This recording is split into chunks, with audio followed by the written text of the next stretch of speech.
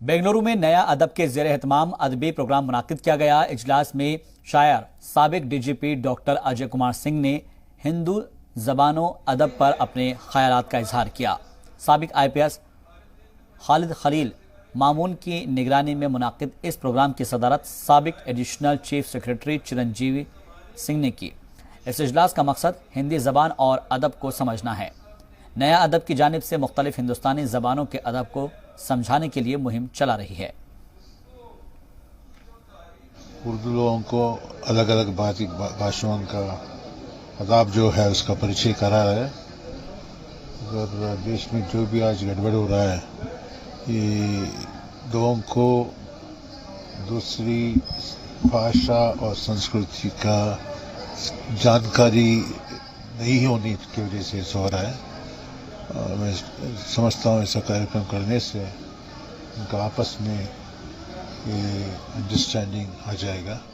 जिगर मुरादाबादी ने कहा है कि मेरा पैगाम मोहब्बत है जहाँ तक पहुँचे। तो आदमी को पहले इश्क पर जोर देना चाहिए। इश्क का मतलब इंसानियत से इश्क, हर चीज से इश्क। मीर तकी मीर ये कहा करते थे कि इश्क करो मियाँ, इश्क करो।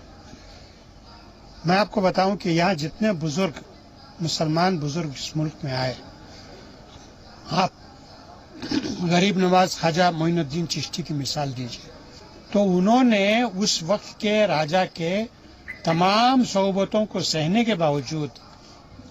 के बावजूद वहाँ क़याम किया उन्होंने और मोहब्बत का पैगाम दिया। और वो पैगाम आज भी जिंदा है। ऐसा है कि आज का जलसा हिंदी अदब के बारे में डॉक्टर अजय कुमार सिंह का लेक्चर था और तकरीबन 4000 साल की लिसानी तारीख उन्होंने 40 मिनट में बिल्कुल पेश कर दी। वो एक अपने आप में बड़ी बात है और ये अच्छी बात है कि इस तरह का एक सिलसिला खलील मामून साहब ने शुरू किया है। हिंदी से शुरू हुआ, अगली दफ़ा पंजाबी, उसके बाद तमिल, तेलुगु, मराठी वगैरह, ये सिलसिला जारी रहेगा। जो हिंदी है या कन्नड़ है, जो हिंदुस्तान की भाषाएं हैं, उनमें क्या उनका अदब क्या है और भाषा क्या है, उसके बारे में एक दूसरे को जानकारी होनी चाहिए। क्योंकि जब हम किसी चीज़ को नहीं समझते हैं तो शक की नज़र से देखते हैं, जो समझने लगते हैं तो एक मोहब्बत पैदा होती है। ये एक सिलसिले की पहली कड़ी है। कोशिश ये की जा रही है कि हिंदुस्तान तहजीब और सकाफत का जहाँ गहवारा रहा है, मुख्तलिफ ज़बानों को भी इसमें दखल रहा है कि इसकी जो विरासत है, इसकी तहजीब है, उसको इस्तेहकाम बख्शे। कोशिश ये की जा रही है कि हिंदुस्तान की मुख्तलिफ जो ज़बानें हैं उनकी जो तारीख़ है, किस तरह से वो नशेब फराज से गुजरी है और उसका मौजूदा अदबी मंजरनामा क्या है, इससे रोशनास कराने के लिए, उर्दू हल्कों से रोशनास कराने के लिए कोशिश है।